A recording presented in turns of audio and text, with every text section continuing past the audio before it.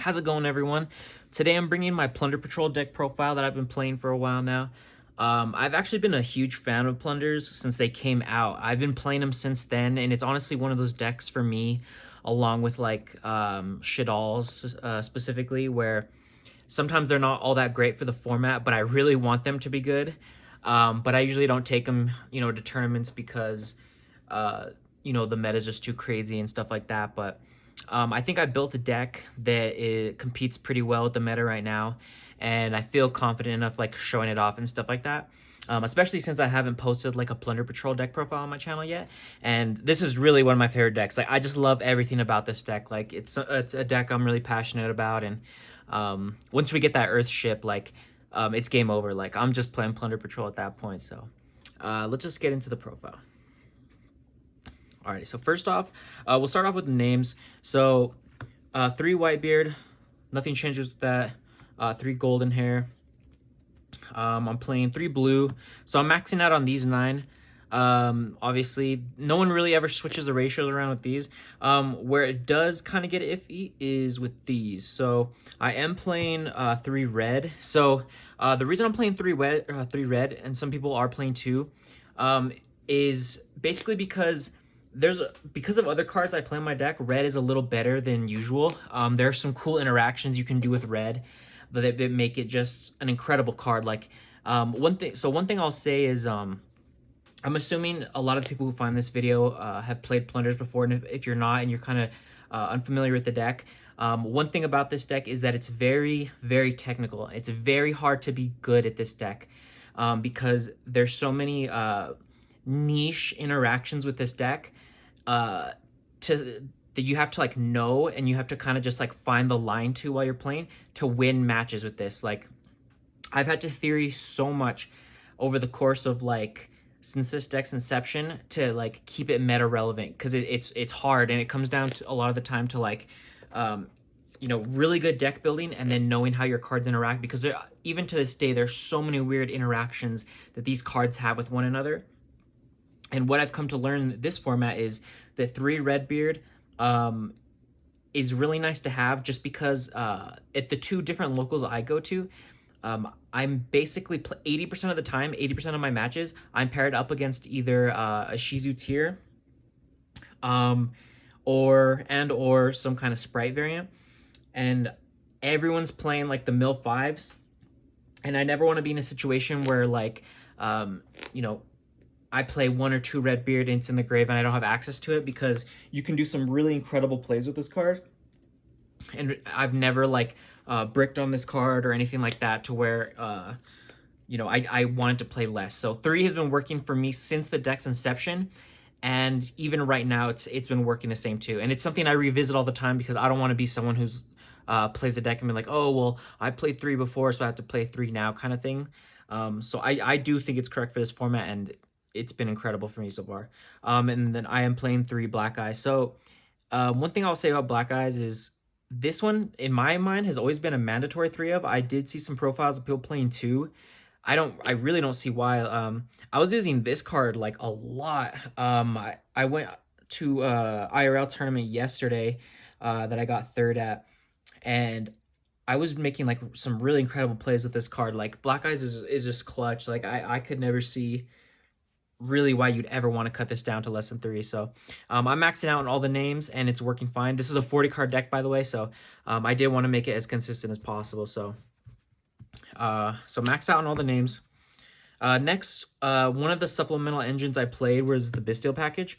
So let me show you the ratios and then I'll kind of explain why I decided to play this. So I had been watching a lot of different like dueling book replays and other people posting the Plunder deck, and I realized that some people were playing this or the adventure package. I think the adventure package is horrible right now, and so I was like, okay, definitely cross that off the list. But I wanted to try the Bystials because every deck I'm playing right now, I'm playing these cards anyway. What kind of turned me off to these at first was I thought there were going to be too many instances where you're Plunder locked and you wouldn't be able to summon these and stuff like that.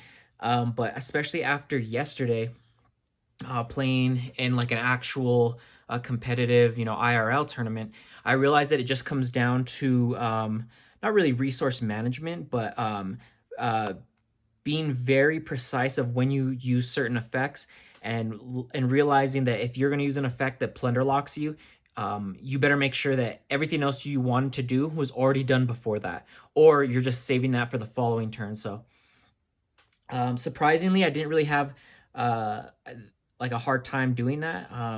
I realized that I'm gonna continue to play the Bystials in this deck because they were incredible. Like, um, they just offered so much value, and it was weird because there's a lot of times where um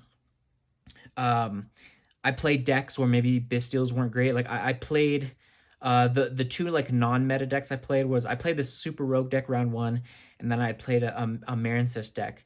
Um and so the in those matchups the Bystials were pretty dead, but because just kind of like, thinking on your feet on these game ones, I was able to make some really good plays with these. And I'll kind of explain it when I get to my extra deck, but Bystials allow you to make some really incredible plays, which I'll mention later. But I definitely don't regret playing these. I'm going to continue playing these, especially because, like I said, like 80% of the time I'm playing a Shizu tier or like a Sprite variant, and these just come up clutch. So one thing that I kind of like did on my own and kind of like theoried myself was basically, with all the extra room you have to kind of like finesse the deck and like what other, decide what other engines or techs you want to play. I kind of went back with just, a straight up like hand trap route. So I played 3 Veiler, 3 Imperm, 3 Nib, and then I also played it as a tech. I mained 3 Ogre. So why did I do these? So in my mind, what was mandatory were the 3 Veiler and 3 Imperm, because those are really the only hand traps that like do something like pretty significant to like the tier board, especially when you lose die roll. And so I wanted to play those for sure. And Imperm's just really nice because as well, Imperm and Veiler are also nice because they both have carryover into the Plunder matchup, because that can be sometimes tricky for this deck, especially when you're learning this deck. That matchup really sucks.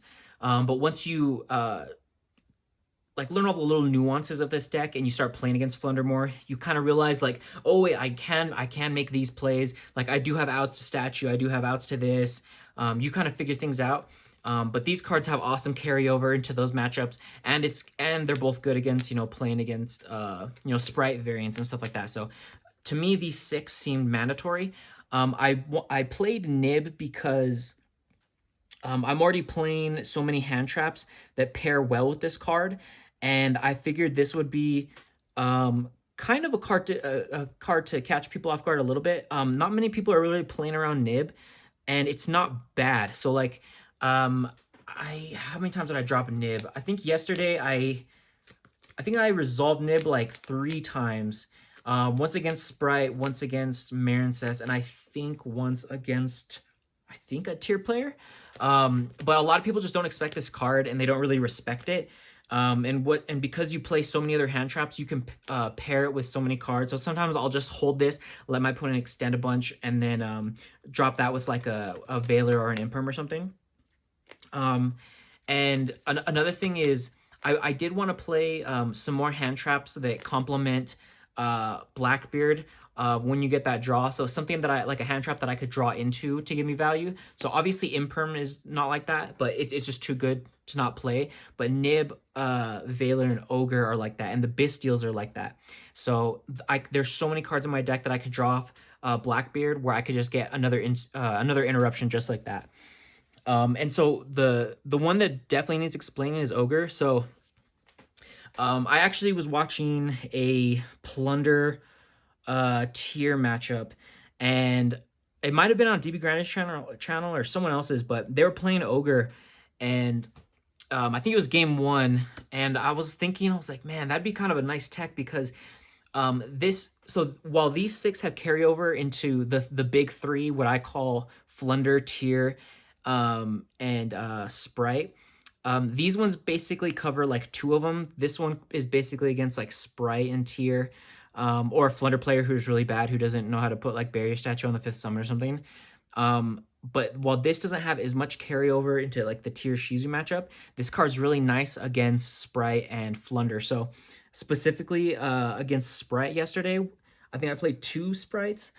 I I actually was able to ogre what is it, Gigantic's effect twice against two different players, and like both times my opponents were just like surprised, like no way, because no one in their right mind is going to play around ogre this format because no one's really playing it.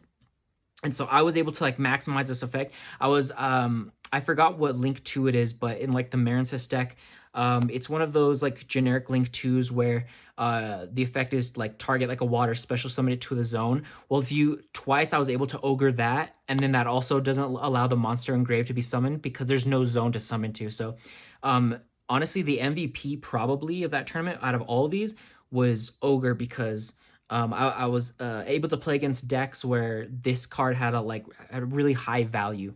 So I don't know if I'll main it. I don't know, in the future. I kind of want to. I'm also thinking of maybe Ghost Spell. I kind of want to try out. I don't really like Meister that much. I don't know. I think that card has too much hype around it. I'd rather play Bell. But for the tournament yesterday, Ogre was insane. Like, it caught so many people off guard, and it was definitely like a tech choice that I was really proud of. So these are the hand traps. I was really happy with these. Yeah. Definitely saw made a lot of huge momentum swings in the tournament because of these hand traps as well. So I was really pumped about that. So next we have 3 field spell, 1 terraforming, nothing more to say about that. And then for the last card in the deck, we are playing 1 booty. So that's everything. One thing I will say is there were a couple times where I missed having one more plunder speller trap. There was a couple times where I saw a line where if I could have searched the fusion spell, I could have made a list, because in a lot of the matchups I played yesterday, I just wasn't. I think I summoned lists twice, literally in the entire tournament. But there were a lot of times where I saw a line where if I had the fusion spell, I could have activated that like several times to summon it. Or if I had an emblem, because I'm playing, Veilers, Nibs, and Ogres, I could have emblemed out, that way or something like that. So there is a reality where like I might play like 1 emblem or something. But it's definitely something I'm gonna have to test. But right now, these 40 cards are perfect. I was really happy with this deck. So for the extra deck, we're playing 3 Blackbeard. I'll just show off the names here first, and then I'll kind of explain my ratios. So 3, 2, and 1. So one thing I will say is I have always played this deck. Obviously, you max out on Blackbeard when you're playing a variation of the deck like this. I used to like playing 3, or at least like I used to play like 2, 2, 2, or sometimes like at the very beginning I was playing like 3, 3, 2. I've never played this at 1. I've always played Bran at 2, like always.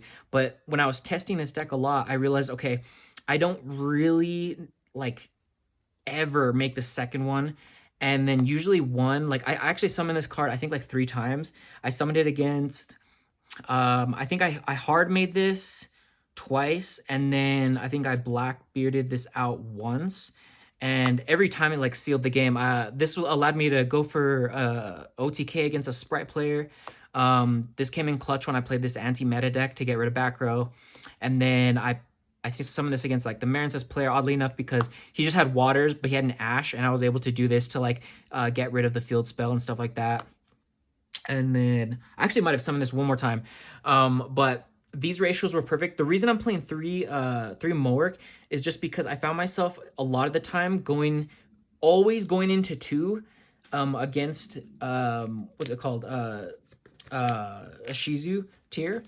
And there were a lot of times where I actually needed the 3rd. And so I kind of thought to myself, like, okay, am I just wasting resources? Like, why do I need the 3rd? And I just realized that the momentum of the games and stuff like that, I just needed the other one. And a lot of people are playing like more of like the Kashtira cards and stuff like that, and they're banishing stuff from the extra.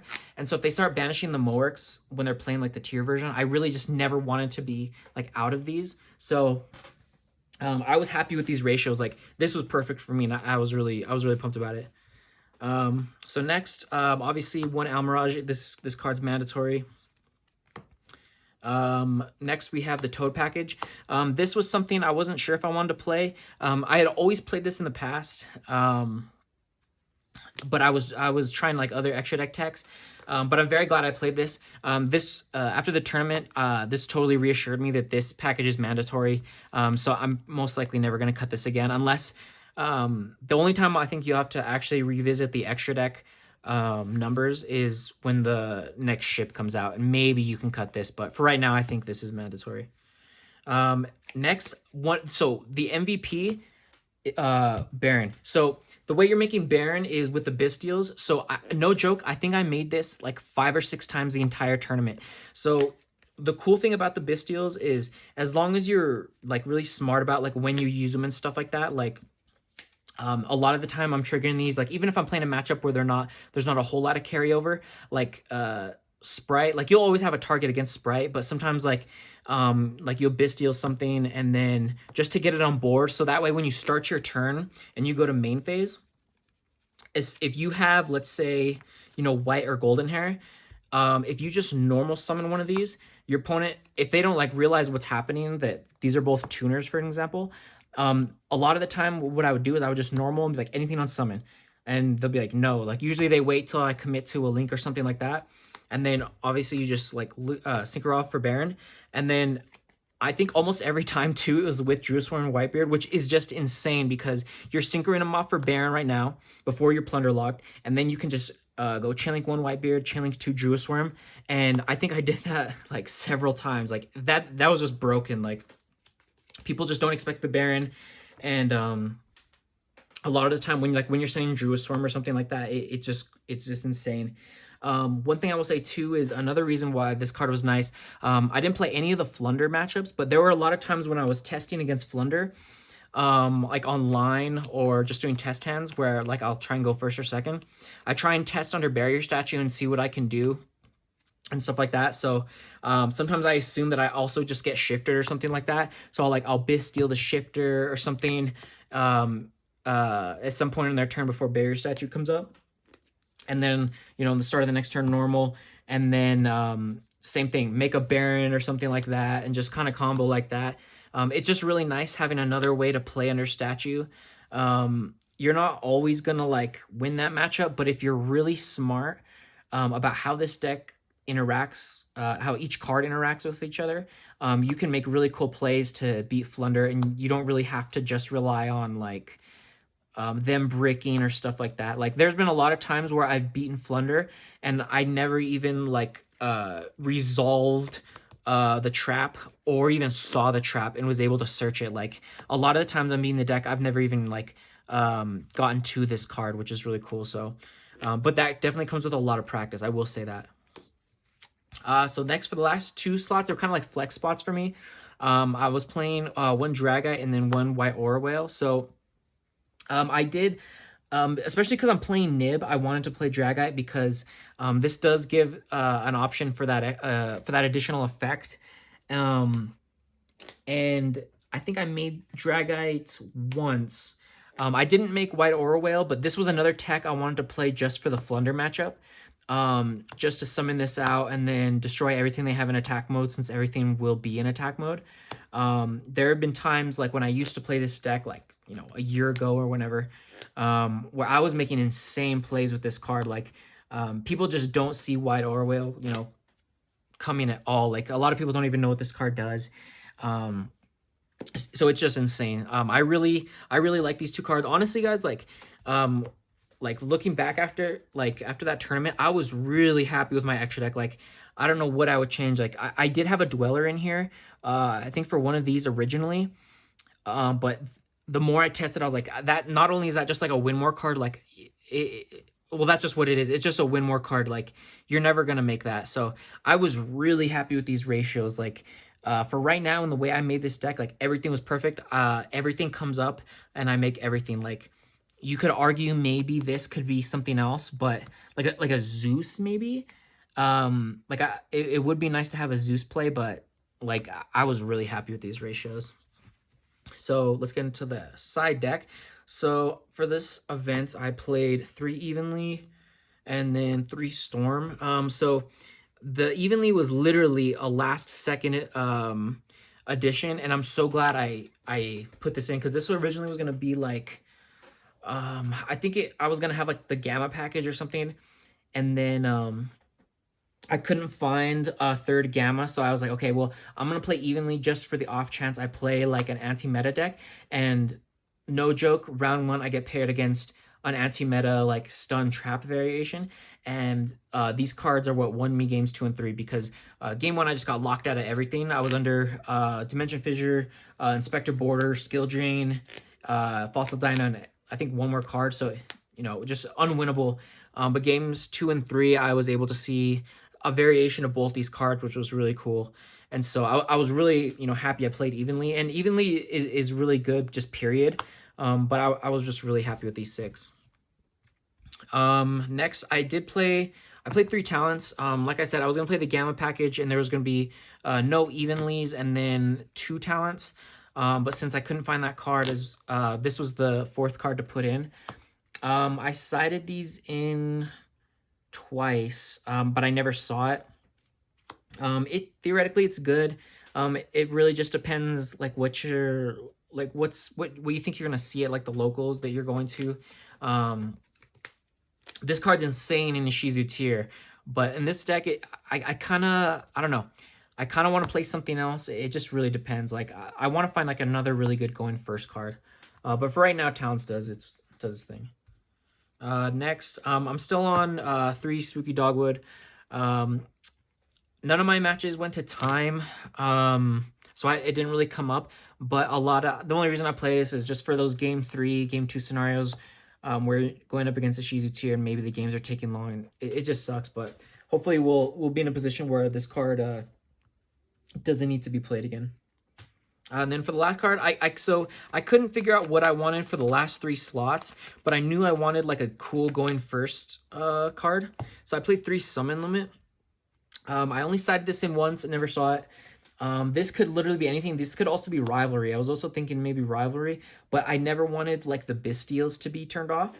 And I also wanted a card that was good against, like a going first card that was good against Plunder, Tier, Sprite, stuff like that, because as you see, like a lot of these are just like going second cards that like I'll put these in going first, and like this you can do either or, but like there were some matchups where I'm looking at my side deck and like, maybe I'm going first game 2 or 3 and I'm like, okay, what can I put in? And I just didn't have like any carryover for certain matchups. And I figured that this was nice against really the top 3 best decks. And I had carryover into like other rogue matchups, like if I were to play like a Branded Despia or something like that. I may continue playing this. I'm not really sure. I was thinking about playing possibly a different hand trap to have something that I could keep in going first or second. But I don't know. So I definitely need to test more with this. So this is definitely up in the air. But I will say this as one last note is I think the side can definitely use some work, but it also really depends on your locals, because if you go to a locals where everyone's on Plunder and stuff like that, like you're definitely gonna have to like switch some things up and stuff like that, because that can be like really tough. I'd rather play against 7 rounds of a Shizu tier than play like 7 rounds of Plunder and stuff like that. So but all in all, guys, like I'm really happy with this deck. I love, like I said, this is just one of those archetypes I love. I can't wait for the day that this becomes, I don't know, tier 1 one day. Then everyone's gonna be playing Emblem, which isn't be crazy for the mirror match. But I really love this deck. Let me know what you guys think. I would definitely say if you've never played this deck before, give it a shot. It's very technical. It's not an easy deck to play, I will say that. You do kind of have to play perfect. You already have to do that when you do play a rogue deck, but this deck is a little harder than it looks. But if you definitely want a challenge and you want to learn a new deck and see results with it, I'd say this deck is definitely for you. So let me know what you guys think in the comments, and I hope you have a great day. Peace.